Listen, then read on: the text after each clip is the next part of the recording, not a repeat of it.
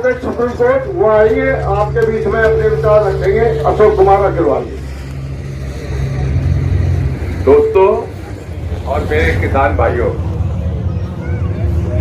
मैं all India parent association का national president हूँ और हम लोगों ने शुरू में ही किसान आंदोलन को पूरी तरीके से समर्थन दिया है। मैं सिंगू बॉर्डर पे भी गया हूँ, वहाँ भी मैंने धरने में बैठ के योगदान दिया है और बराबर अपने जो भी सोशल मीडिया से हम आप लोगों की लड़ाई को सपोर्ट कर सकते हैं वो हम करते रहे और करते रहेंगे। और हमें पूरी उम्मीद है कि आप लोगों की ये लड़ाई जो है ये कामयाब होगी और सरकार को झुकना पड़ेगा। हमारी ऑल इंडिया पेरेंट एसोसिएशन में कोई ऐसा नहीं होता है, कोई एप्लीकेशन होगी तो वो कोई मेंबर बनेगा। देश के सारे जो भी अभिभावक हैं वो इसके ऑटोमेटिकली जो है वो सदस्य हैं। कोई वैसा चंदा लेके कोई मेंबरशिप नहीं होता है। तो किसान भी जो देश के करोड़ों किसान हैं वो भी अपने आप ही हमारे एसोसिएशन के मेंबर हैं। और हम लोगों का समझ ये है कि अगर आप लोगों की आमदनियां कम होंगी, जो कि मोदी जी के जो 3 काले कानून हैं उनकी वजह से पूरी तरीके से होने वाली है, तो हमें ये लगता है कि जो बच्चे हमारे बच्चे जो किसानों के बच्चे स्कूलों में पढ़ते हैं या अभी स्कूलों से बाहर हैं और स्कूलों में आना है, उनके ऊपर बहुत असर पड़ेगा। क्योंकि अगर माँ बाप की आमदनी बढ़ती है तो बच्चों के स्वास्थ्य और शिक्षा के ऊपर अच्छा असर पड़ता है, और अगर आमदनी घटेगी तो वो उसका शिकार होता है। आज हम देख रहे हैं कि देश में जो चाइल्ड लेबर है वो भी पहले से बढ़ गई है? और वो इसलिए बढ़ गई है कि जो आम आदमी की जो आमदनी है वो दिन पे दिन घटती जा रही है। कुछ लोग देश के जो कॉरपोरेट हैं वो लोगों की आमदनी बढ़ती जा रही है। और मजेदारी ये है कि जब देश आजाद हुआ था तो एक आम आदमी या गरीब आदमी और एक अमीर आदमी के अंदर जो आमदनी का फर्क था वो बहुत ज्यादा नहीं था। लेकिन आज तो पता ही नहीं है कितना फर्क है, कोई टांगखीरी नहीं है उसका। आज 70% से भी ज्यादा देश की जो जनता है, आप ये समझ लो कि उसकी औसतन आमदनी जो है वो 6,000 रुपया है। पूरे परिवार की 6,000 रुपया औसतन आमदनी है। वो भी मैं ज्यादा बता रहा हूँ।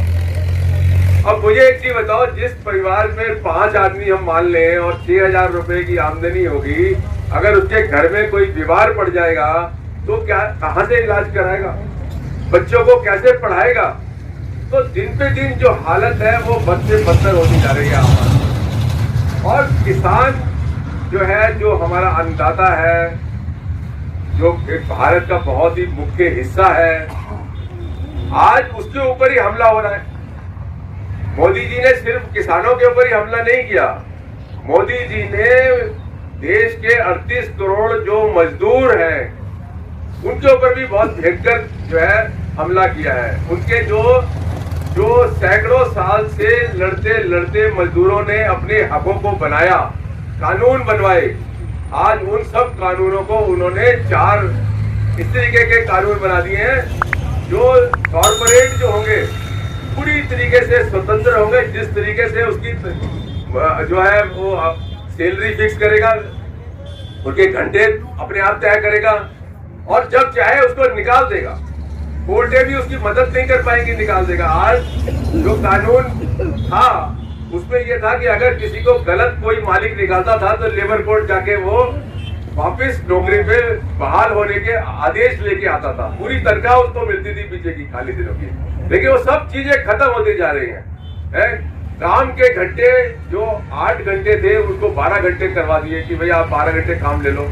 तो ये एक तरीके से देश की पूरी जनता 90-95% जनता के ऊपर ये जो 2014 से जो अच्छे दिन की बात थी, अच्छे दिन का जो भाषण था, वो बुरे दिन देखने को मिल रहे हैं। भाषण अच्छे दिनों का है और असलियत बुरे दिनों की है। तो ये एक बहुत ही स्थिति गंभीर है। और मैं समझता हूँ कि जो किसान आंदोलन है देश में, मुझे लग रहा है कुछ छोटे छोटे आंदोलन उठे समय समय पर, खत्म हो गए, कुछ आपसी लड़ाई में खत्म हो गए, कुछ सरकार ने अपना जो है पूरा सिस्टम बना के उनको खत्म कर दिया। लेकिन ये किसान आंदोलन एक ऐसा आंदोलन निकला है, मैं समझता हूँ, और जिसने पूरे देश के अंदर लोगों को उम्मीदें बनाई है। उम्मीद हो रही है कि इससे सिर्फ यही नहीं होगा कि ये जो काले कानून है 3 वापिस होंगे, सिर्फ ये नहीं, पूरा ढांचा बदलेगा। ये पूरा जो देश का ढांचा है, मैं कह सकता हूँ बेईमान ढांचा है, जिसमें आम आदमी को लूटा जा रहा है?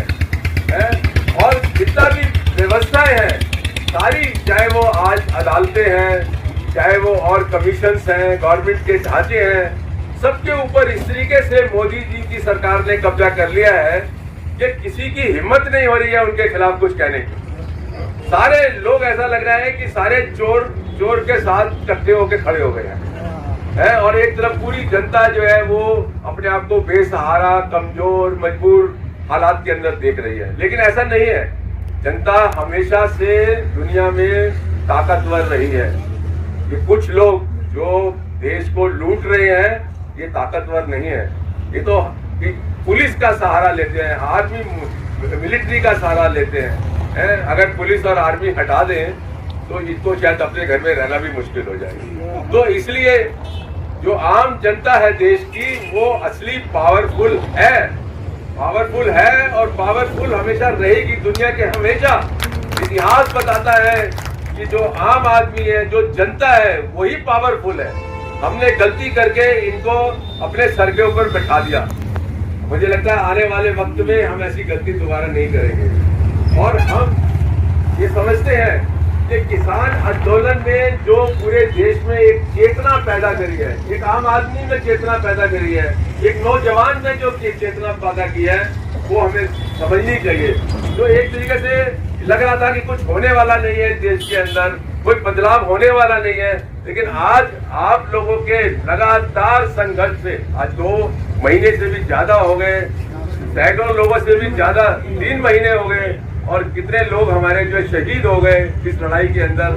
क्या हम कभी उनकी इस जो कुर्बानी है उसको भूलेगा?